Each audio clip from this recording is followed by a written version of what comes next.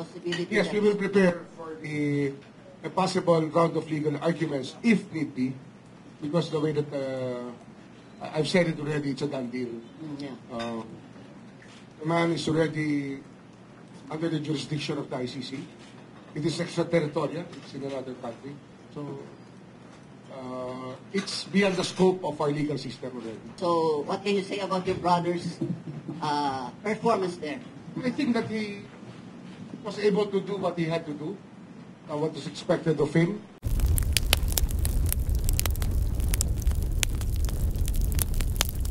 There may be limitations as to what I can answer because the matter is sub judice, and I may have to appear before the Supreme Court because our Solicitor General has decided to recuse himself for his own personal reasons.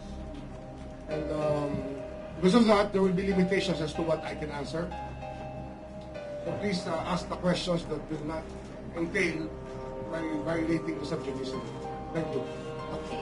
To start off our conversation, sir, at the time of the arrest, as we were talking about earlier, at the time of the arrest of former President Duterte, you were out of the country attending a conference on illegal drugs before the United Nations drugs in Austria.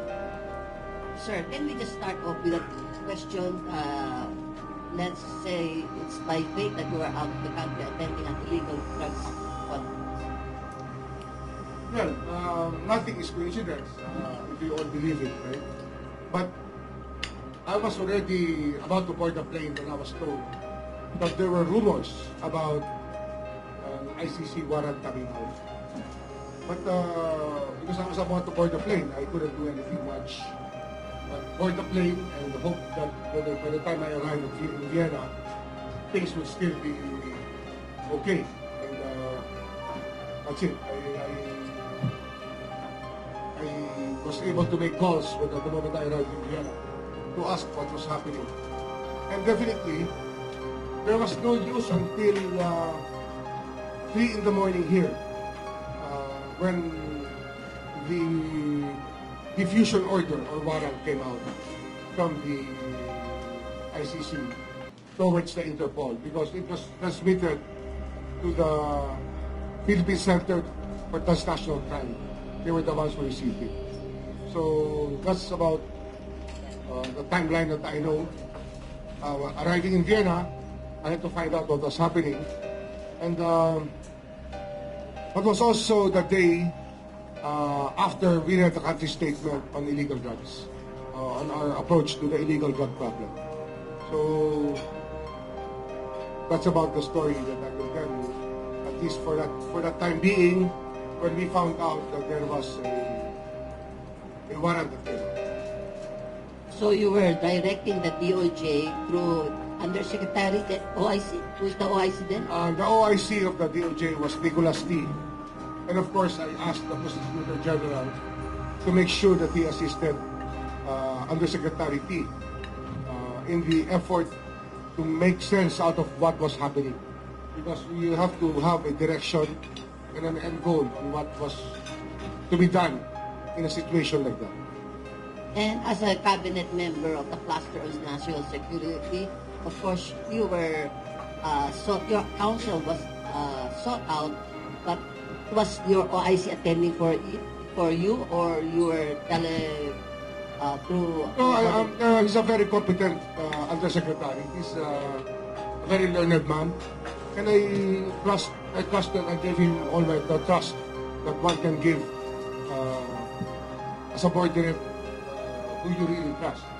And I had no doubt that he would perform well under the circumstances. So that's about it.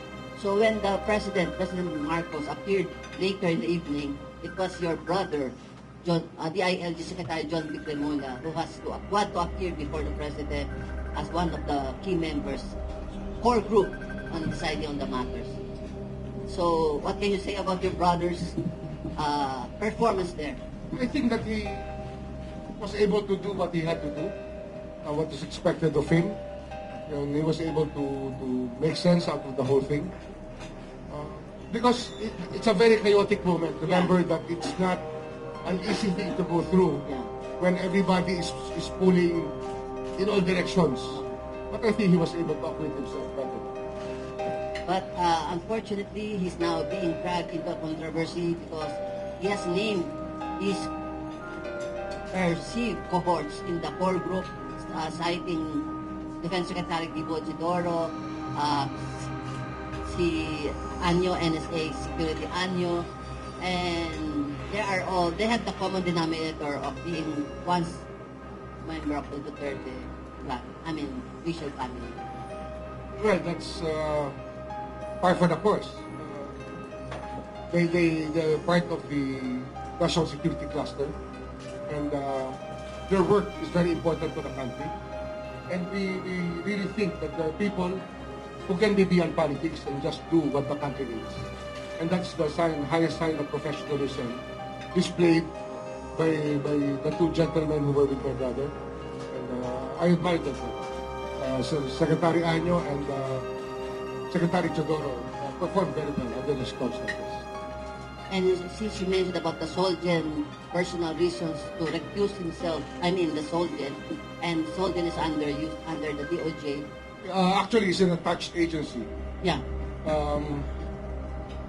His refusal was not on my clearance. He does not clear things with me. But of course, I consider it a personal reason.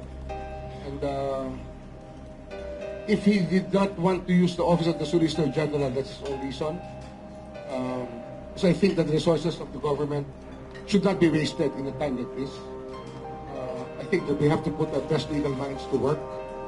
But the DOJ will be more than sufficient to defend the position of the Republic in this matter. I think that it's a time to assert our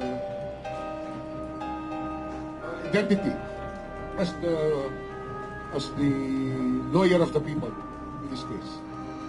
And since you said it is an attached agency of the DOJ, and he issued a statement yesterday that my reason was not personal but institutional, you don't buy that kind of reasoning? I don't buy that, but it's okay. I will not argue with Mr. Guevara. I will not argue with him.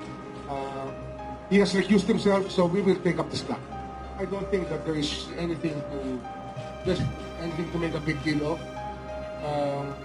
I consider it a personal reason, and we will move from there. We will just move on from there and defend the case in the Supreme Court if there have to be oral arguments. If there will be oral arguments.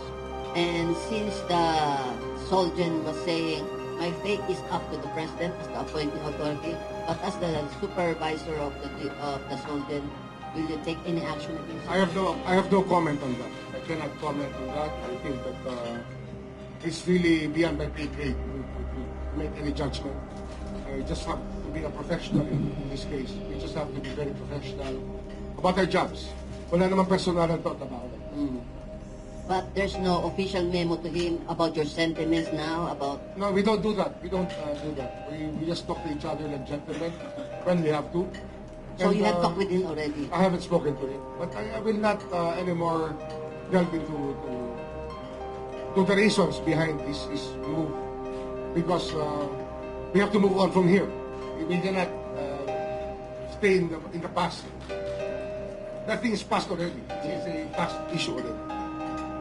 So you are saying you are ready to face the next, so you are moving on forward. So you are now preparing for the possibility. Yes, we will prepare for a possible round of legal arguments if need be, because the way that I've said it already, it's a done deal. Yeah. The man is already under the jurisdiction of the ICC. It is extraterritorial. It's in another country. So it's beyond the scope of our legal system already. We have already turned over